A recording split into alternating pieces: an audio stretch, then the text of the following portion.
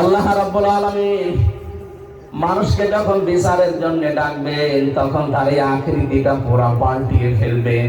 এত সুন্দর করে সম্মান দিয়ে বানালাম, তবে এখন কুকুর বানাবো, শুকর বানাবো, সাপ বানিয়ে দেব না, এটা মানায় না। এই জন্য চেহারার ভেতরে এইগুলো আল্লাহ ফুটিয়ে তুলবে। আজকে এখানে যদি কেউ কুকুরের আকৃতি পেয়ে যায়, বলেন তো ওসি সাহেব ওরা আমির হামজা হোক, এখানে আপনি আসতে দেবেন? কি মনে হচ্ছে আপনার? কয়েকটা মানুষ এখানে আমরা মাত্র বসে আছি, নাই ৫,০০০ মানুষ হবে। এর ভেতরে কুকুরের শুকুরের আকৃতি পেয়ে যদি আপনি এখানে উঠতে না দেন, কিয়ামতে কোটি কোটি মানুষ থাকবে। এর ভেতরে আমার আল্লাহ আপনার চেহারা শুকুরের মতো বানিয়ে দেবে, কুকুরের মতো বানিয়ে দেবে। মানুষ দেখেই বুঝবে যে এই ধরনের অপরাধী ছিল। দ্বিতীয় নম্বরে কোরআনে পেয়েছি সূরা ইয়াসিনের ভেতরে, ওয়ামতাজুল ইয়াউমা আইয়ুহাল মুজরিমুন। হাশরের ময়দানে আল্লাহ নিজে একটা ঘোষণা দেবেন, হে অপরাধী যারা, পাপিষ্ঠ যারা, আমার নেককার বান্দাদের থেকে আলাদা হয়ে যা। আজ হয়তো আমার অপরাধগুলো শরীরে লেখা নেই, এজন্য অনেকে টের পায় না। কিয়ামতে কিন্তু এগুলো সব লেখা থাকবে, কে কোন ধরনের অপরাধ করেছে।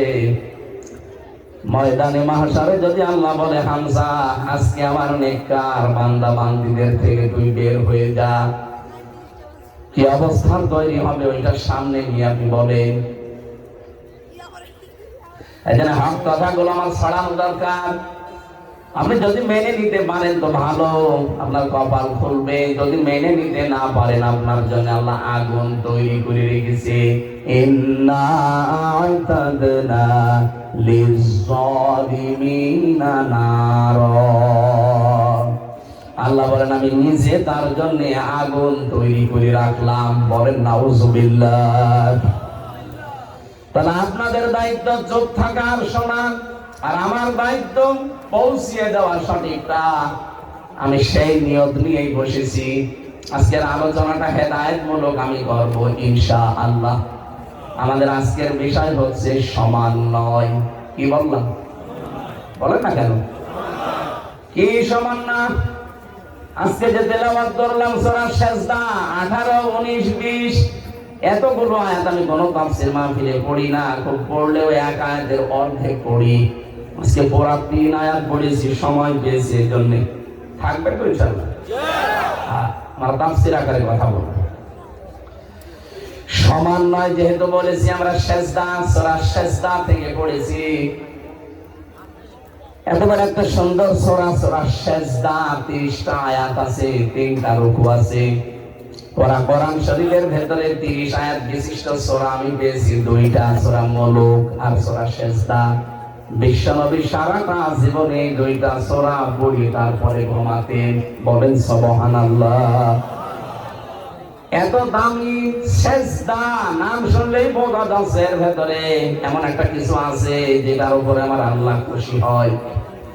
সেজদা এত দামি জিনিস, কোন মানুষ যদি সেজদা না দেয়, আমার আল্লাহ পাকে পৃথিবীতে সবচাইতে বেশি রেগে থাকে তার উপরে। ও চাঁদপুরবাসী, আমরা অনেক মানুষ এখানে আছি, সুস্থ সবল থাকার পর আমরা নিজেরা আল্লাহকে সেজদা দেই না। তাফসীরের ভেতরে একটা ঘটনা পড়েছি, এদিকে তাকান। শয়তান মানুষের রূপ ধরেছে একবার, আল্লাহর এক বান্দার সাথে দোস্তি করেছে, সারাদিন তার সাথে চলাফেরা করে, ওঠা বসা করে, বন্ধুত্ব করে ফেলেছে। হঠাৎ সন্ধ্যার পরে যতদূর গেছে আর আসা সম্ভব হয়নি, এক গাছের নিচে আশ্রয় নিয়েছে। হঠাৎ করে শয়তান ডাক দিয়ে বলে, বন্ধু আমি আজকে আর তোমার সাথে থাকতে পারলাম না, আমি বিদায় নিলাম। কেন সারাদিন তো কথাবার্তা নাই, ওটা বসায় চলাফেরায় তো ভালোই ব্যবহার ছিল, বন্ধুত্ব হয়েছিল, চলে যাবে কেন? এবার প্রশ্ন করছে, কি তুমি আমার চিনতে পেরেছো? বলে না, আমি শয়তান। কে? লোকটা বলছে, কি আশ্চর্য, আপনি পরিচয় যখন দিয়ে দিলেন, আপনাকে দেখে তো আমার ভয় লাগার কথা, আর আপনি আমার ফেলে রেখে চলে যেতে চান কেন? শয়তান জবাব দিয়েছে, বন্ধু আমি শুধু একটা সেজদা লঙ্ঘন করেছি। কয়টা? আল্লাহ বলেছিল আদমকে সেজদা দাও, আমি দেইনি। একটা সেজদা লঙ্ঘন করার কারণে যদি আল্লাহ আমার উপরে গজব নাজিল করে, দুইটা জিনিস থেকে আল্লাহ আমাকে চিরবঞ্চিত করে দিয়েছে। এক নম্বরে কোনোদিন আল্লাহ আমাকে ক্ষমা করবে না, দুই নম্বরে কোনোদিন তিনি আমাকে জান্নাতে দেবে না। এই মোবাইল বন্ধ করে রাখো।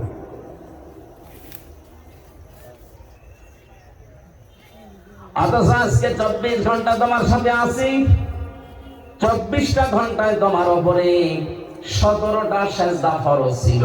কয়টা? 17টা সেজদা অন্তত ফরজ। 34টা সেজদা ফরজ ছিল, 17 দুগুণে একটা সেজদাও তুমি তো দিলে না। আমার ভয় হচ্ছে আমি একটা লঙ্ঘন করে যদি গজব প্রাপ্ত হই, তুমি 17 দুগুণে 34টা সেজদা দাওনি। আল্লাহ যে কি গজব নাজিল করবে তার কারণে আমিও পুলিশের কারণে যেতে পারি।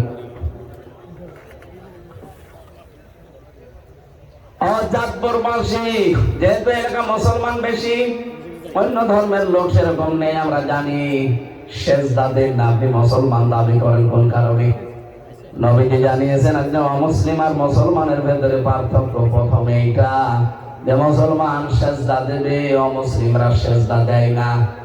সুতরাং আমি নামাজের বিষয় আর বলবো না, আজকে ক্লাস দিলাম। আপনি মুসলমান দাবি করতে হলে মাস্ট দিয়ে আপনাকে সেজদা দেওয়া লাগবে। কি আজরাইল যতদিন না আসে এই গুরুত্বপূর্ণ বিধানটা আপনি ছেড়ে দেবেন না। সেজদা যদি কেউ ছেড়ে দেয় ফরজটা, তাহলে আল্লাহ বলেন আমি নিজে ওর দায়িত্ব ছেড়ে দেই। আল্লাহ যদি আপনার দায়িত্ব ছেড়ে দেয়, আপনি এক সেকেন্ডও শুদ্ধ ভাবে চলতে পারবেন না। এই যে চলাফেরা করেন, মনে করছেন আমার বাবার দেওয়া শরীরে চলি, এক পা ফেলতে হলে প্রতিটি কদমে আল্লাহ ফেরেশতার সাহায্য লাগে। প্রত্যেকটা কদমে কদমে আল্লাহ ফেরেশতা দিয়ে রেখেছেন। যদি ওনারা দায়িত্ব পালন না করে আপনি হাঁটতেও পারবেন না। এই জন্য আল্লাহ জানিয়েছেন আমি যখন দায়িত্ব ছেড়ে দেব তখন পদে পদে বিপদে পড়বে। আমি মাঝে মাঝে এই শব্দটা নিয়ে ভাবি যে আমরা বেঁচে আছি এটা একটা আশ্চর্য, আমরা মরে যাই এটা স্বাভাবিক। মানুষ মরবে এটা স্বাভাবিক বিষয়, মানুষ মরেই যাবে। কিন্তু যে বেঁচে আছি এটাতে কতগুলো অর্গান কাজ করছে আমার এই 3.5 হাত বডিতে। এটা কথা বলতে পারি, এক একটা কথা বিজ্ঞান এখন প্রমাণ করছে। খলাকাল ইনসান আল্লামাহুল বায়ান, এর তাফসীরে পড়েছি এক একটা কথা তৈরি হতে 27টা স্তর পার করা লাগছে। এতটুকু একটা কণ্ঠ, এই জায়গায় 27টা স্তর পার করে একটা কথা তৈরি হয়। আমি যখন ভেতর থেকে মনে করি যে কথা বলবো, এই কথাটা ভেতরে 27টা ধাক্কা লাগে। কত? 27টা স্তর পার করে শেষ পর্যন্ত মুখ দিয়ে বের করে দিচ্ছে। তাফসীরের ভাষা হচ্ছে প্রতিটি স্তরে একজন ফেরেশতা বসে আছে। এর কাছে ও, ওর কাছে ও, ওর কাছে ভাবে দিতে থাকে। সর্বশেষ এসে একজন ফেরেশতা বলে যা, কথাটা বের করে দিলাম। যদি একজন ফেরেশতাও দায়িত্ব পালন না করে আপনি জীবনেও কথা বলতে পারবেন না, শুধু গান ও শব্দ করবেন। কথাটাই যদি এই হয়, বাকি এখনো যেগুলো আছে এগুলো আরো গুরুত্বপূর্ণ। এই মাথার ভেতরে সামনে আছে ফ্রন্টাল লব, অক্সিপিটাল লব, প্যারাইটাল লব, এরকম 70টা জিনিস দিয়ে সাজানো এই মাথাটা। এক একটা বিষয়ের উপরে 6টা 8টা 12টা করে তার দেওয়া আছে। কম্পিউটার এখানে ভেড়ান, আপনাকে আমি দেখাচ্ছি, এই মুহূর্তে আপনার ঈমান আরো বেড়ে যাবে। কি ঘেঁষিমেশি করা আছে এর ভেতরে। প্রত্যেকটা তার আমাদের এই শরীরের 24 ঘন্টা কাজ চালাচ্ছে। একটা তার যদি আল্লাহ অকিছু করে দেয় আপনি পাগল হয়ে যাবেন। অনেকে বলে না যে তার কাটা, এমনি বলে। হালকা যদি একটু আপনার ঢিলা হয়ে যায়, কাটা না, তারটা যদি ঢিলা হয়ে যায় আপনি পাগল হয়ে যাবেন। নিজের পায়খানা নিজে খাবেন। রব্বুল আলামিন বলেন আমি সবগুলো আমার ফেরেশতা দিয়ে তোর শরীরটাকে চালাচ্ছি। এই জন্য তুই বেঁচে আসিস এটা আশ্চর্য, তুই মরে যাবি এটা স্বাভাবিক। আল্লাহ দায়িত্ব নিয়ে নিয়েছেন এই ফরজ সেজদার কারণে। যারা সেজদা দেয় না আল্লাহ বলেন দায়িত্ব আমি নেই না, ছেড়ে দেই। বলেন নাউজুবিল্লাহ। এরকম বহু কথা তাফসীরের ভাষায় শুধু সেজদার নামকরণে লেখা আছে। এত গুরুত্বপূর্ণ একটা বিধান সেজদা। কি বললাম? মানুষের এই 3.5 হাত বডির ভিতর তাকালেই বোঝা যায় যে মানুষকে আল্লাহ বানিয়েছে সেজদা দেওয়ার জন্য। এই হাত দিয়ে, কপাল দিয়ে, নাক দিয়ে এই পৃথিবীতে আর কোন সৃষ্টি সেজদা দিতে পারে না। গাছও সেজদা দেয়, খালি লম্বা হয়, ছায়াগুলো লম্বা হয় বিকাল বেলা, ওইটা ওর সেজদা। গরুগুলো সেজদা দেয়, রাতের বেলা জাগর কাটে, এটা ওর সেজদা। কথা বুঝতেছেন? কিন্তু আমাদের মতো এইভাবে সেজদা পৃথিবীর কোন সৃষ্টি দিতে পারে না, এই জন্য আমাদের দাম এত বেশি। এখন সেজদায় আপনি দেন না, আপনার দাম তো কুকুরের দাম তো খারাপ হয়ে যাবে। আজকে থেকে ফরজ সেজদা আর ছেড়ে দেবেন? আলহামদুলিল্লাহ। আমরা 18, 19, 20 এই সূরা থেকে পড়েছি, এবার তেলাওয়াত করছি তাফসীর করার জন্য। রব্বুল আলামিন বলেন আফামান কানা না ফামান কানা মানে আফামান কানা মুমিনান কামান কানা ফাসিকা লা ইয়াস্তাউন। হে নবী, এই পৃথিবীর মানুষগুলো কি মনে করে যারা ঈমান এনেছে আর যারা পাপাচার পাপিষ্ঠ এরা সমান? না, এরা কখনো সমান না। পৃথিবীতে যারা ঈমানদার আর যারা ঈমান আনে নাই এরা আল্লাহর কাছে কখনো সমান না। এজন্য আমরা যারা এই দেশে ঈমান আছে, ঈমানের দাবি আমরা যারা মানতে পারি, বিশ্বাস করে নিতে পারি যে মানুষগুলো এখনো ঈমান আনে নাই, অথচ ঈমান আনার পরেও অনেকে ঈমানের দাবি পূরণ করে না, তারা আর আমরা জীবনেও সমান।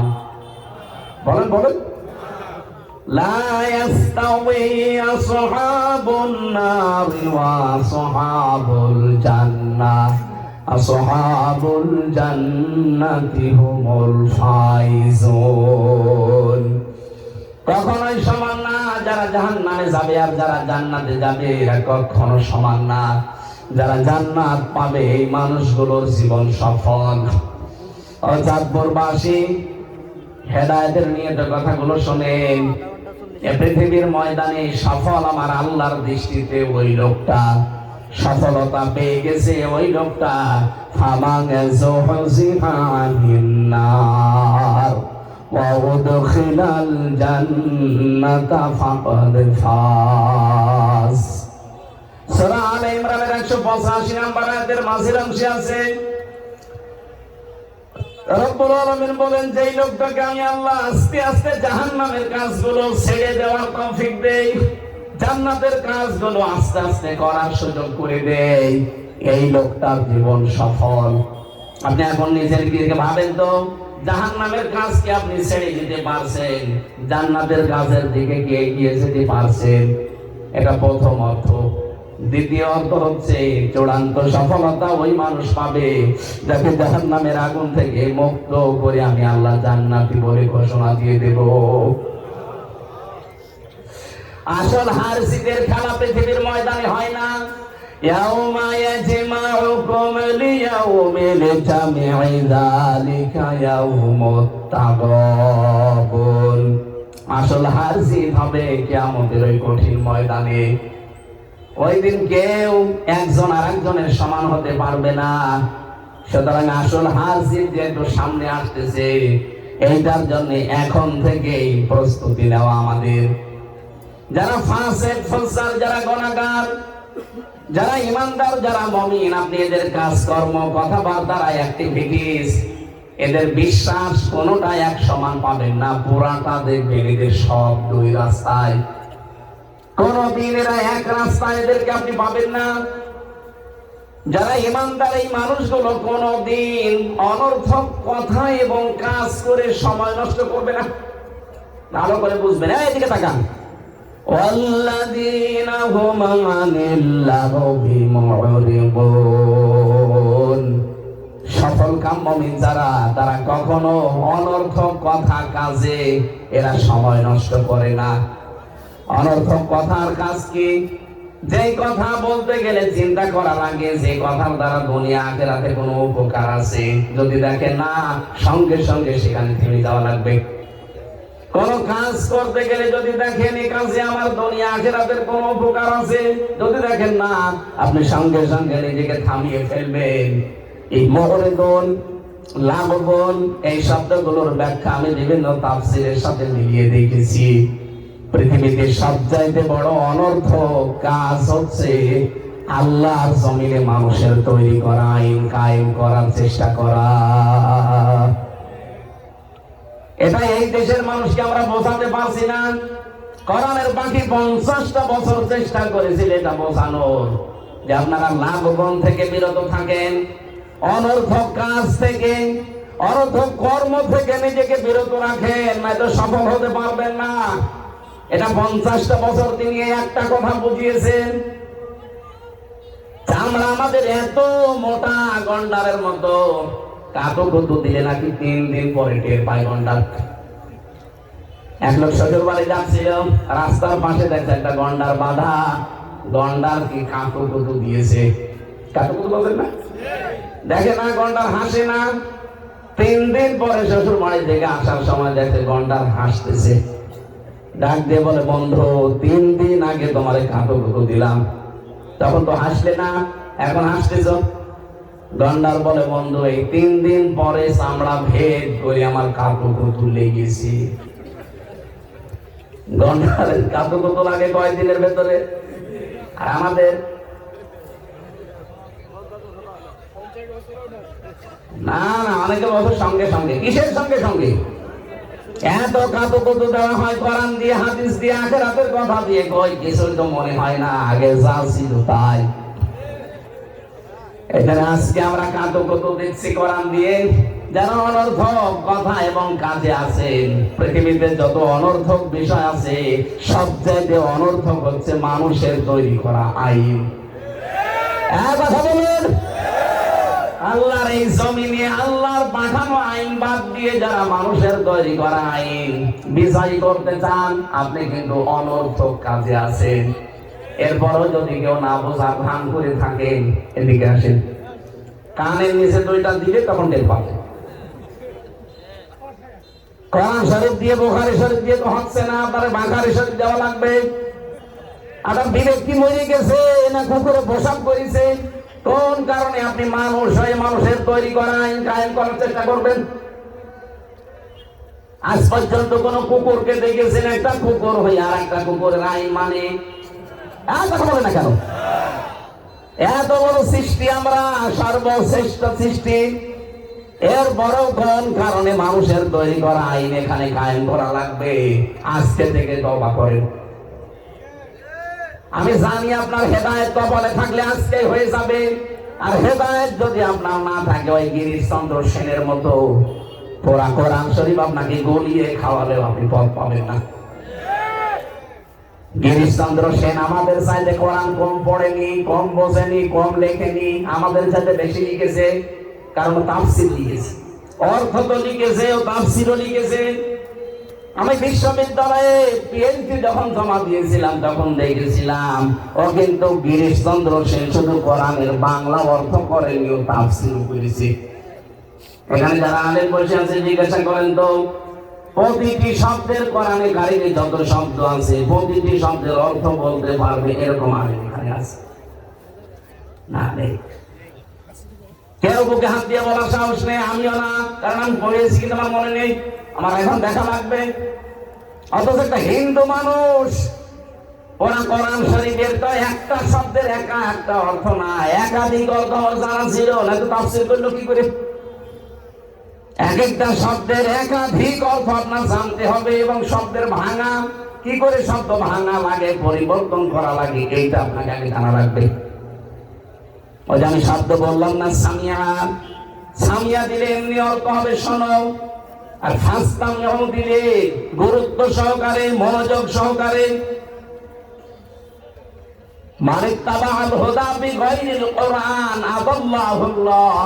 তিরমিজি শরীফের হাদিস, নবীজি বলেন কোরআনে কারীম বাদ দিয়ে যদি হেদায়েত পাওয়ার জন্য পৃথিবীর কোন জায়গায় কেউ যায়, তার মন যতই ভালো থাক, আদাল্লাহুল্লাহ, আল্লাহ নিজে তাকে দায়িত্ব নিয়ে গোমরা বানিয়ে দেবে। শব্দটা কিন্তু আদাল্লাহ ইয়াউদিল্লু, এটা বাবে ইফাল, আসল শব্দ দল্লা, দল্লা ইয়াউদিল্লু। এর বাংলা অর্থ দাঁড়াবে, যদি সোলাসি মুজাররদ থেকে আসে, 3 অক্ষর বিশিষ্ট শব্দ থেকে আসলে বাংলা অর্থ হবে আপনি নিজেই নিজেকে গোমরা বানিয়ে ফেলেছেন। কিন্তু আদাল্লাহ বাবে ইফাল থেকে আসার কারণে অক্ষর বেড়ে গেছে, এখানে বাংলা অর্থ দাঁড়াবে আপনি হয়তো গিয়েছিলেন, আপনার নিয়ত ভালো ছিল, কিন্তু কোরআন সেখানে চলে না, কোরআনের কর্মসূচি নেই, এই জন্য আল্লাহ নিজে দায়িত্ব নিয়ে আপনাকে আরো গোমরা বানিয়ে দেবে। এখানে একটা শিক্ষা আছে, বলেন তো হেদায়েত দেওয়ার একচ্ছত্র মালিকানা কার? নাকি আমাকে হালকা পাতলা আল্লাহ দিয়েছে? এটা প্রথম থেকে তো ওইটাই বলছে যে হেদায়েতের মালিক আমি না, নবীকে পর্যন্ত আল্লাহ দেয়নি। ইন্নাকা লা তাহদি মান আহবাবতা ওয়ালাকিন্নাল্লাহা ইয়াহদি মান ইয়াশা ওয়া হুয়া আ'লামু বিল মুহতাদিন। হে নবী, আপনি যাকে ভালোবাসেন তাকে হেদায়েত দিতে পারবেন না, আমি আল্লাহ যাকে পছন্দ করি তাকে দেই, আর আমি জানি যে হেদায়েত পাবে কে। আ'লামু ইসমে তাফসীর। এবার আসেন তো আয়াতের শিক্ষা এবং ব্যাখ্যা কি। বিশ্বনবী নিজের আপন চাচাকে বহু চেষ্টা চালিয়েছিলেন হেদায়েত দেওয়ার জন্য, কিন্তু পারেন নাই, কারণ তার মন ছিল না। কি ছিল না? বলেন বলেন। এই গিরিশচন্দ্র সেন, এই বেটা কোরআন শরীফ পড়েছে, বুঝেছে, লিখেছে, কিন্তু ওর মন নেই, হেদায়েত পাওয়ার মতো ওর মন ছিল না, এই জন্য আল্লাহ ওকে হেদায়েত দেয়নি। মরে যাওয়ার পরে ওর জানাজাও হয়নি, কাফন দাফনও দেয়নি, পুড়িয়ে ফেলেছে। আমি যেটা বোঝানোর জন্য হাদিসটা বললাম, আদাল্লাহুল্লাহ, নবীজি বলেন আল্লাহ নিজে তখন দায়িত্ব নিয়ে নেয় আপনাকে খারাপ বানাতে। আল্লাহ যদি হেদায়েত দেওয়ার পরিবর্তে খারাপ বানিয়ে দেয়, কোন বাবা আছে আপনাকে হেদায়েত দিতে পারে বলেন তো? আরো জোরে বলেন। এই জন্য হাদিসের বাস্তবতা আমরা দেখতে পাই বাংলাদেশে 48,000 পীর এই দেশে সরকারি জরিপে কত? 48,000। অধিকাংশ দরবারে দেখবেন কোরআন চলে না, কোরআনের নিয়ম নীতি কর্মসূচি সেখানে নেই, সেখানে চলে বাবাদের নিয়ম। বলেন, এখানে হাজারো মানুষ ভালো হওয়ার নিয়তে চায়, কিন্তু ভালো হওয়ার পরিবর্তে আরো মুশরিক হয়, পীরের পায়ে সেজদা করে, এরকম পীর দেশে নেই। আপনার থানায় আছে, আমার কাছে হয়তো কিছু জানে না, সব খবর আমার কাছে আছে। মানুষ হয়ে যারা মানুষের সেজদা নেয়, এটা টাটকা নির্ভেজাল মুশরিক। কথা বলুন। আমার কুষ্টিয়ার লালনের মাজারে মানুষ যায় ভালো হওয়ার নিয়তে, অথচ আগে গাঁজা খেত না, ওখানে গিয়ে গাঁজা খায়। ওকে ভালো হয়েছে না খারাপ হয়েছে? খারাপ হইলো কেন? কারণ ওখানে কোরআন নেই, কোরআনের কর্মসূচি আপনি পাবেন না। ওখানে শুধু প্রকাশ্যে সেজদা হয় লালনের মাজারে। অনেকে বউ ছেলে মেয়ে সব নিয়ে চলে যাচ্ছে এই কুমিল্লা, চাঁদপুর, নোয়াখালী থেকে, মনে করে যে আল্লাহর ওলি ঘুমিয়ে আছে, চায় যে দেখে শুধু গাঁজা। বাংলাদেশে একটা জায়গা আছে যেখানে পুলিশ পাহারা দিয়ে নিশ্চিন্তায় গাঁজা খাওয়ায়, একটা জায়গা আছে, কোন চিন্তা নেই। যদি গাঁজা একেবারে নির্ভেজাল ভাবে খেতে চান, ওই মাজারে যাবেন। ওখানে কোরআনের কোন নিয়ম নীতি বলবেন, চলতেও দেবে না, চলেও না। যেহেতু কোরআন নেই, এই জন্য ওখানে যারা যায় ভালো হওয়ার পরিবর্তে আরো কি হয়? আরো ধরে বলেন কি হয়? এই জন্য আজকে সিদ্ধান্ত নেওয়া লাগবে, শুধু হাদিস শোনা না। যেহেতু আদাল্লাহুল্লাহ, আল্লাহ নিজে খারাপ বানায়। বাংলাদেশে যেই দরবারে কোরআন চলে না, কোরআনের নিয়ম নীতি নেই, ওই দরবারের প্রতিষ্ঠাতা যদি আমার বাবাও হয়, আমি ওখানে আর নেই। বলেন, এটা মানা যাবে না ইনশাআল্লাহ? এই থানা থেকে শুরু করবে নাকি এই থানা এসব নেই? আছে। দ্বিতীয় পয়েন্টটা বলি নাকি এটা বাদ দিয়ে দেবো? না, বলেন বলেন বললে হবে না, মানা লাগবে। মানবেন তো ইনশাআল্লাহ? দ্বিতীয় পয়েন্ট আমি এবার বলছি, মানবেন কারা? আগে হাত তোলেন। হ্যাঁ, আন্দাজ হাত তুলবেন না কিন্তু, মুনাফিক হয়ে যাবে। চিন্তা ভাবনা করে হাত তোলেন। তোলেন, দেখেন তো হাত তোলেন কে? হ্যাঁ, আলহামদুলিল্লাহ। এই যে একজন হাত তোলেনি, তখন তো তোলার দরকার নেই। বাকিগুলো মানে কিনা দেখেন। তাহলে এখানে যেমন সহজ ভাবে বুঝলেন, কোরআন যেখানে দরবারে চলে না, ওই দরবারের প্রতিষ্ঠাতা আমার বাবাও যদি হয়, আমি ওখানে নেই। আমি থাকলে আমাকে খারাপ বানিয়ে দেবে কে? বাংলাদেশে 48টা নিবন্ধিত রাজনৈতিক দল আছে, আর নিবন্ধন এখনো পাইনি। এগুলো মিলে প্রায় 73টা। যে রাজনৈতিক দলের কর্মসূচিতে কোরআন নেই, কোরআনের নিয়ম নীতি চলে না, ওই দল যদি আমার বাবা প্রতিষ্ঠা করে, ওই দলে আমি নেই। এইবার অত জোরে বলবে না, আমি জানি। এইটা মানতে গেলে তো ওয়াজ শেষ। এটা মানবেন? অত জোরে আমরা তো মিথ্যা কথা বলেন কোন কারণে? আপনি মানবেন না, আমিও জানি। এই জন্য এটা আসতে বল।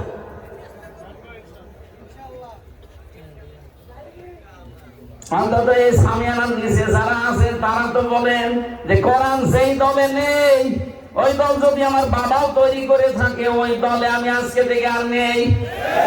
কারণ ওখানে যদি আমি থাকি, আমাকে গোমরা বানিয়ে দেবে কে?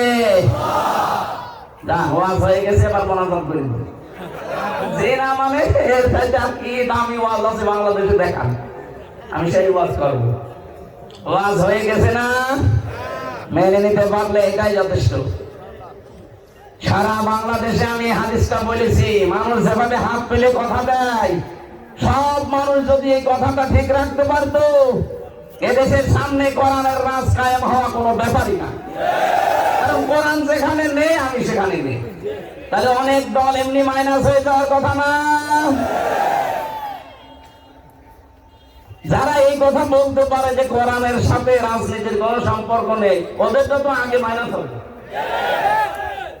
অথচ আমার এই ছোট্ট মাথায় কোরআনে কারিমে রাজনৈতিক কথা আমি পেয়েছি 903 জায়গায়, না 918 জায়গায়। 918 জায়গায় ডাইরেক্ট ইনডাইরেক্ট মিলিয়ে আছে রাজনীতি করা লাগবে কোরআন দিয়ে। আর সেই মানুষটা বলে যে কোরআনের সাথে রাজনীতির কোনো সম্পর্ক নেই, ওর পেটে বোম মারেন। কোরআন মানে কি বলতে পারবে না। কোরআন মানে কি? বহুল পঠিত পাঠ্য, এটা বলতে পারবে?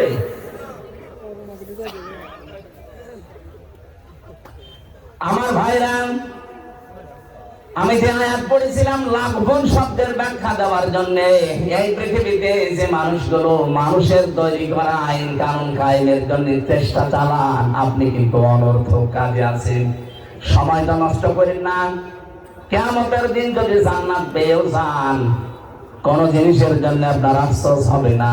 শুধু একটা জিনিসের জন্য আপনার আফসোস হবে, যে এই সময়টা আপনি অনর্থক ব্যয় করেছেন। এক কথা বলছেন না কেন? জান্নাতের মানুষদের কোনো আফসোস মনের ভেতরে আসবে না, শুধু একটাই আফসোস আসবে যে অনর্থক যে সময়গুলো আমি ব্যয় করে ফেলেছি, অনর্থক কাজে আমার সময়টা ব্যয় হয়ে গেছে। আজ বাংলার কত মানুষ না বুঝে হোক বুঝে হোক নিজেদের জীবনের সময়গুলো সব অনর্থক কাজে ব্যয় করছে। আমি জেলখানার ভেতরে বাবর মিয়াকে দেখেছিলাম, এই যে লুৎফুজ্জামান বাবর, কয়েকদিন আগে বের হয়েছে। ওনার পাশের যে ছেলে আমি ছিলাম, দেখতাম কি জিকির করছে। লোকটা মনে হচ্ছে একেবারে খাস আল্লাহর বলি হয়ে গেছে। 17 বছর জেল খাটবে। আমি আর একজনকেও পেয়েছি জেলখানায়, ইসলামী আন্দোলনের সিপাহসালার আমাদের রাহবার জনাব এটিএম আজহারুল ইসলাম। আল্লাহ রাব্বুল আলামিন লুৎফুজ্জামান বাবরের মতো তাকেও যেন আমাদের মাঝে আবার ফিরিয়ে দেন। তার জীবনও 17 বছর কেটে গেল। রাব্বুল আলামিন কোরআনের পাখিকে তুমি আর ফেরত দিলে না, জালেমদের হাতে তুলে দিলে। অন্তত এই মানুষটাকে আমাদের মাঝে ফেরত দাও। তার বহু স্যাক্রিফাইস আছে ইসলামের জন্য। তার যে মেধা, তার যে যোগ্যতা, তার যে লেখাপড়া আমি দেখেছি। জেলের ভেতরে প্রায় 300-র উপরে বই পেয়েছি তার ঘরে। তার মাথা, এটা মাথা না কম্পিউটার। বলেন তো একটা মানুষ 300টার উপরে বই যদি শুধু জেলখানায় পড়তে পারে, বাইরে সে কত বই পড়েছে। আমার মাঝে মাঝে বই পাঠাতো কারারক্ষীকে দিয়ে, বলতো হামজাকে দিবা। কারাগারে রাত দিন এই বইটা আমি পড়েছিলাম প্রায় 7 বার এই 3 বছরে। এটা পড়লেই যেন ঈমান বেড়ে যায়। উনি আমাকে পাঠিয়েছিল প্রোডাক্টিভ মুসলিম, এটা পারিবারিক জীবন নিয়ে শুরু করা। এমন সুন্দর বই, পৃথিবীতে যত বই আমি পড়েছি তাফসীরের ভেতরে তাফহিমুল কোরআন 1 নম্বরে, আর সাধারণ জেনারেল বইয়ের ভেতরে প্রোডাক্টিভ মুসলিম 1 নম্বরে। আপনারা থাকলে কিনে পড়বে, পারিবারিক জীবন থেকে শুরু করা, পরিবর্তন হয়ে যাবে ইনশাআল্লাহ।